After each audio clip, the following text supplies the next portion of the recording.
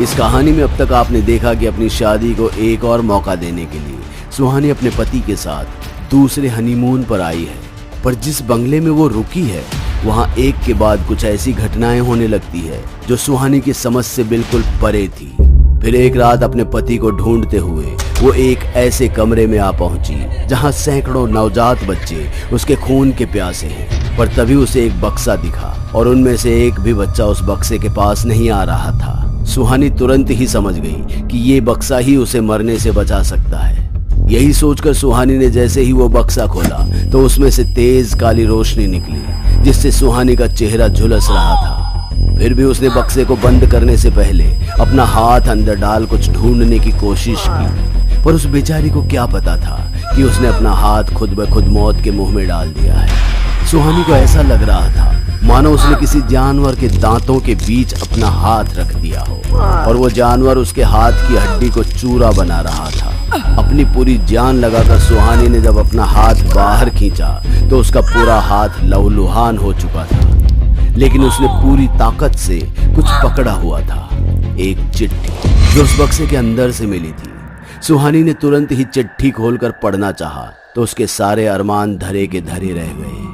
कागज पूरी तरह से खाली था, उस पर कुछ भी नहीं लिखा हुआ था, ना आगे और ना पीछे। इतना सारा खून बहाया, इतनी सारी तकलीफ सही, सिर्फ इस खाली कागज के लिए। खुद से कहते हुए सुहानी अपनी ही किस्मत को कोस रही थी। फिर जैसे तैसे खुद को संभाल उसने अपने आप का इलाज किया और वापस कमरे में आ गई। पर तभी उसे महसूस हुआ कि राजीव बिस्तर पर नहीं है। सुहानी को राजीव की चिंता होने लगी। उसे समझ नहीं आ रहा था कि रात के इस वक्त राजीव कहाँ जा सकता है। वो राजीव को देखने जैसे ही खिड़की के पास आई तो उसे अपनी जिंदगी का सबसे भयानक दृश्य दिखाई दिया। एक औरत जिसका पेट कटा हुआ था, हाथ पैर में रस्सियां बंधी हुई, बंगले के पीछे बने गार्डन में टहल रही है और उसके पीछे सैकड़ों नवजात बच्चों की फौज रेंगते हुए उस औरत का पीछा कर रही है। ये वही नवजात बच्चे थे जिनसे जान बचाकर सुहानी भागी थी। ये सब क्या हो रहा है? पहले वो छोटे बच्चे पर हमला करता है, फिर राजीव का गायब होना और अब ये औरत। जरूर इन सब का कोई न कोई कनेक्शन जरूर है। इतना कहकर सुहानी ने जब पीछे मुड़कर देखा तो राजीव वहां खड़ा था। वो अभी अभी बाहर से आया था। पर इससे पहले कि सुहानी राजीव से कुछ पूछती, राजीव ने इस चिंगारी को हवा दे दी जिसे बुझाने के लिए ही वो आया था। ऐसा कुछ भी नहीं है, ये सब तुम्हारे मन का भ्रम है। सच बात तो यह है कि तुम्हें अभी भी अपने यार के पास जाना है, गुलछर्रे उड़ाने। मेरे अकेले से तेरा पेट नहीं भरता ना? मैं कह रही हूँ भगवान के लिए चुप हो जाओ। क्यों चुप हो जाऊं? हाँ, क्यों चुप हो जाऊं? सच सुनने में शर्म आती है? हाँ? अरे मुझे तो ये भी पता नहीं कि जिस बच्चे को तू पाल रही है वो मेरा खून है या किसी और का पाप। मैंने कितनी बार कहा है वो सब एक गलती थी जिसके लिए 1000 बार तो माफी मांग चुकी हूँ। छोड़ क्यों नहीं देते मुझे? माफी गलती की दी जाती है, गुनाह की तो सजा मिलती है सुहानी, सजा। ये सब सुन सुहानी की आंखें नम हो गई थी और राजीव भी मुस्कुराते हुए चुपचाप अपने बिस्तर पर लेट सो गया।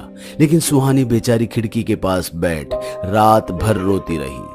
पर सुबह होते होते उसे इस बात का यकीन तो हो गया था कि जरूर इस बंगले में कोई ना कोई प्रॉब्लम तो है। अगर रिश्ता खराब होने से सुहानी ने नौकरी छोड़ने का फैसला नहीं किया होता तो बतौर जर्नलिस्ट वो इस मामले की तह तक जरूर जाती। पर अपने अजन्मे बच्चे के बारे में सोचकर उसने इस बंगले से जाना ही ठीक समझा। अगली सुबह सुहानी जब अपना सामान पैक कर घर से बाहर जाने को रेडी थी, पर राजीव ने उसकी एक नहीं सुनी और धीरे धीरे ये बात बहस बन गई और बहस से झगड़ा। मामला कब बेकाबू हो गया और राजीव ने शादी के बाद पहली बार सुहानी पर हाथ भी उठाया और फिर उसे ले जाकर एक अंधेरे कमरे में बंद कर दिया। सुहानी रोती रही, बिलखती हुई राजीव से अपनी आजादी की गुहार लगा रही थी, पर किसी ने उसकी एक नहीं सुनी। थककर सुहानी ने कमरे में मोमबत्ती और माचिस ढूंढ निकाली। मोमबत्ती जलाने से कमरे में उजाला तो हो गया, पर सुहानी का मन उदास था। उसकी हालत दिन ब दिन बदतर होते जा रही थी। तभी उसे ऐसा महसूस हुआ जैसे उसकी जेब में कुछ है। उसने जब निकाल कर देखा तो ये वही चिट्ठी थी जो सुहानी को बक्से में मिली थी। वो खाली कागज समझ उसे जलाने ही वाली थी, पर जैसे ही वो कागज को आग के पास ले गई तो उसे कागज पर लिखे अक्षर साफ साफ दिखाई देने लगे।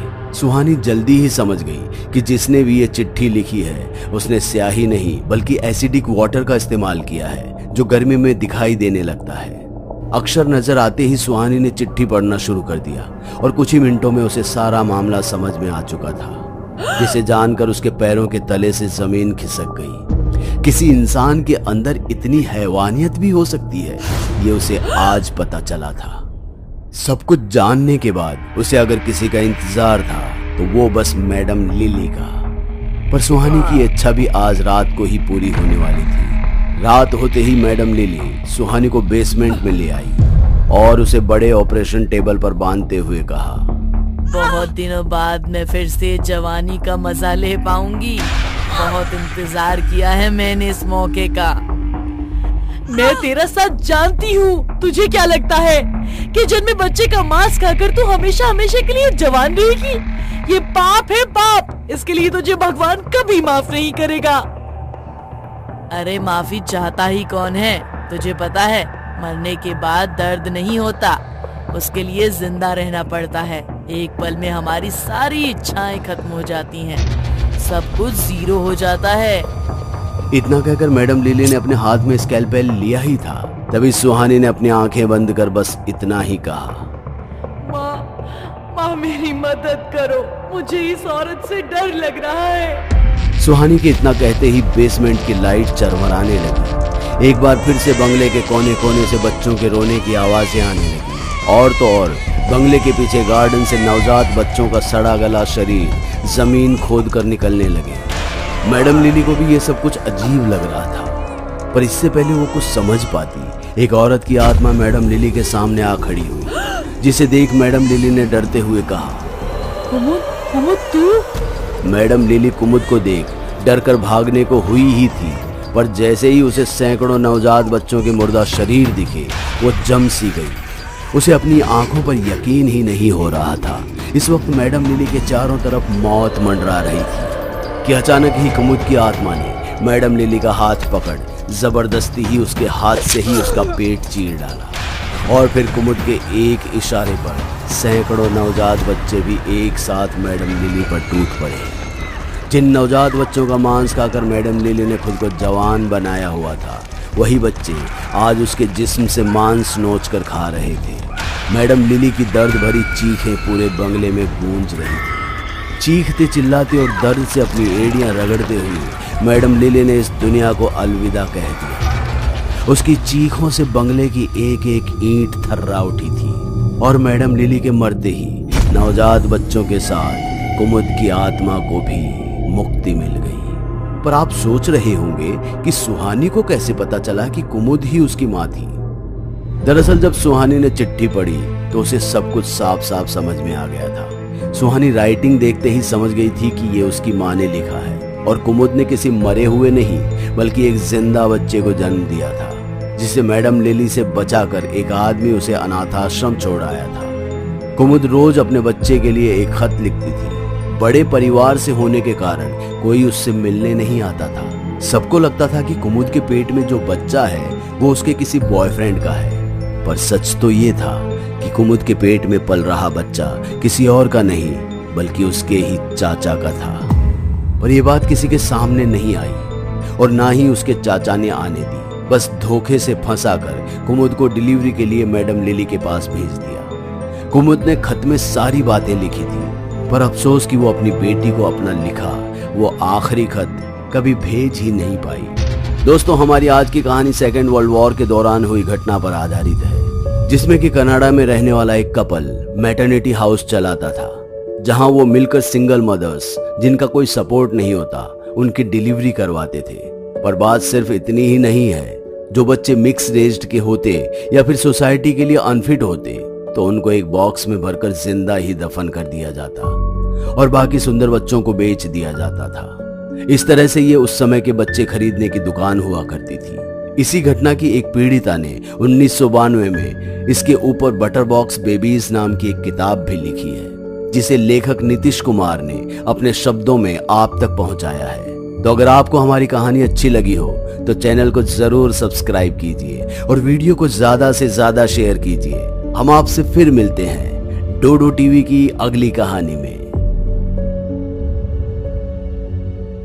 दोस्तों, अगर आपको हमारी कहानी अच्छी लगी हो तो लाइक, कमेंट और शेयर जरूर करें। साथ ही रेगुलर अपडेट के लिए चैनल को सब्सक्राइब करें। और अगर आपके पास भी कोई डर से भरी दमदार कहानी है तो भेजिए हमारे मेल एड्रेस पर अभी।